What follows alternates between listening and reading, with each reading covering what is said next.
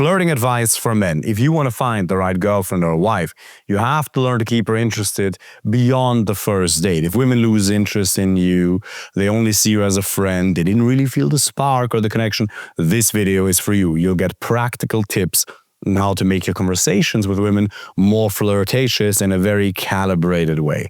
The first thing is eye contact. You have to learn to hold relaxed and steady eye contact. Now, don't stare at her for a minute, but hold the eye contact, let her break it, and then you break it as well. But make it a habit that on your dates, you don't always break it first. How else are you going to create any sort of tension with her? That's the first thing. The second thing is compliments. You actually have to give her compliments. They shouldn't be generic and it shouldn't be too many. But over the course of a date, you can give her a couple tailored ones. For example, you have the cutest facial expressions when you're trying to explain something. Or you have the most beautiful eyes. I can see myself in them. Now, that's obviously a little bit of a push-pull type of line. And beautiful eyes is a bit generic. But even a generic compliment can hit very well if you actually feel it. Now, if you feel that she's just beautiful and you don't fully own it, then saying the right thing can still mess it up. So ideally have it something that's tailored. You use makeup better than most girls. Ooh, she'll love that one. Because women live in constant competition with one another. Because one thing you have to understand is that beautiful women, their number one critic isn't men. It's other women who are extremely judgmental of them. So if you say something like that, it makes her feel good. Now, if she gets offended by something like that, that's also a really good pre-screening mechanism as to whether she, by default, if she doesn't know what your intention was, interprets things in a positive or a negative way. Because one of the most important red flags to screen for when it comes to the right girlfriend or wife is the assumption of positive intent. Is she easily offended or can she take a joke? Give her 1 to 2 to 3 to 4 to 5 compliments over the course of a date that are tailored. And ideally, don't just compliment her looks. Compliment something she just said. That's smart. Or you're actually kind of funny. A little bit of a tease in there. Or you can say, hey, that I really respect that. If she tells her she goes to the gym 3-4 times a week, I really respect that. Sometimes you're going to be in more of a fun and playful and silly mood. Sometimes you'll be more in a serious mood. And it's important that you own your state. Yes, you need the tools to boost your levels of confidence before the day, to be as fun and playful and lighthearted as possible. But sometimes, if your vibe is a little bit more serious, that's also fine, and you have to learn to own that. The second one is cold reads. And cold reads are just assumptions that you're making about her. Trust me, nothing bores women more than one question after another and placing the burden of the responsibility during the first date or even the approach on her. So what you want to do is, instead of just asking her, oh, what do you do? What do you do for work? Where do you live? Just make playful assumptions. Where in South London are you from? Where in South Ken are you from? Where in Manhattan do you live? What law firm do you work for? Which tech company do you work for? Do you work in finance? You look like the female version of a finance bro. These are just silly little examples. This is not about the line and having it scripted. It's not about that. You need to have it be authentic and free-flowing. I'm just giving you examples. And in my coaching program, by the way, we teach structures and frameworks that go way deeper than this, but that allow you to fill this with authenticity. Because I don't want you to become a robot. I don't want you to just learn a line and think, now she loves you. I want you to be able to tap into flow and make up things. Not things that aren't true, but draw on your memories, draw on the stories that you've experienced in your life and then tell them in an exciting fashion. So making assumptions about her. Classical one, you look like a princess on the outside, troublemaker on the inside. These are just examples. Cold read, playful, warm assumptions are really powerful. The most important thing with all of this is intent. If your intent is to make her feel bad, you lose. If the intention, when you make fun of people, when you make fun of yourself on the date, is to share positivity, to have it be a win-win-win scenario for everyone, then you will win.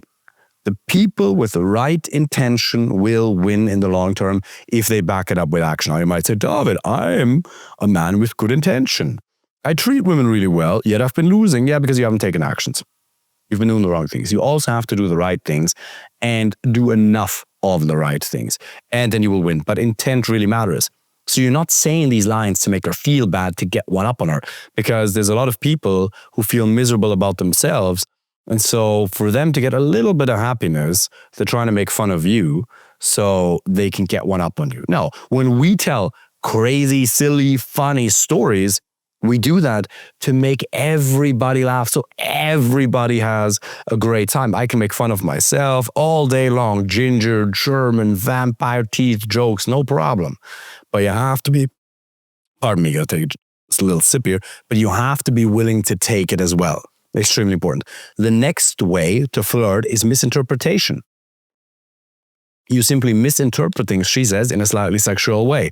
If you want the really advanced version of that, then she says something, no example comes to mind, but whatever it may be, she says something that could be construed sexual instead of just talking about, oh, balls, like, oh, it's a ball game, oh, balls. You almost want to de-escalate sexually. That's the really advanced game and say, hey, slow your roll. Like in Germany, you have like really big balls and basketball, right? Hey, girl, slow. Instead of being, yeah, you wouldn't believe it, German balls, huge. No. Look, they're not as big as you think, but it's how you use them. Ha, ha, ha, ha. You almost want to de-escalate. It's like self-deprecation. Now, self-deprecating humor used too much makes you come across as insecure. Not used at all, you miss out on amazing opportunities to create attraction and emotional spikes. You want to go like, hey, girl, I don't think we're there yet to talk about German balls. Slow your roll.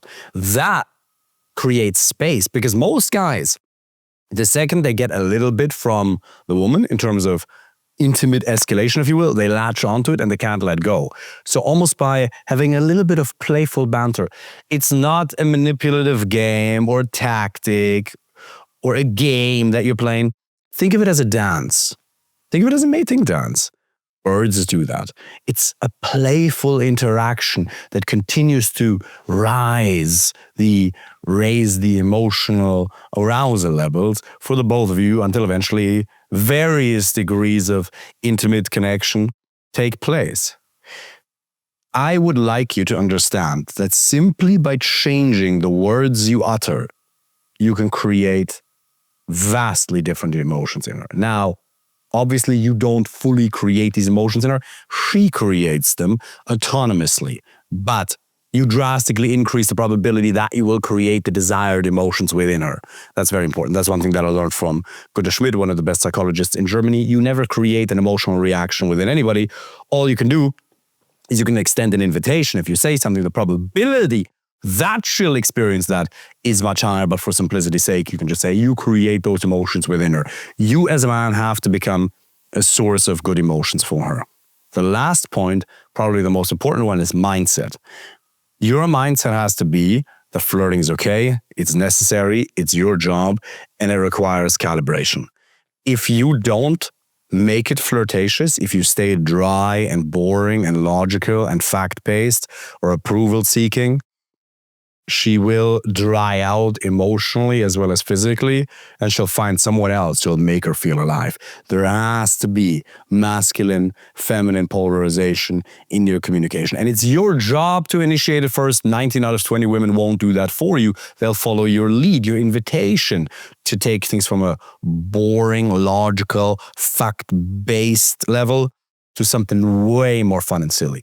Just understand that if you say the right words, it's not about scripted, it's more about the frameworks behind it. And I'm offering you some ideas of inspiration here. If you change the quality of the conversation by changing what you utter, your dates will go from here to an entirely different level of emotional, spiritual, and physical connection that will easily keep her attracted beyond the second, third, fourth, fifth date, and all the way into marriage. If you want me to help you with that personally, click the link in the bio and apply for a free initial consultation. I have 2,000 videos here on Instagram, 400 on YouTube. Let's go.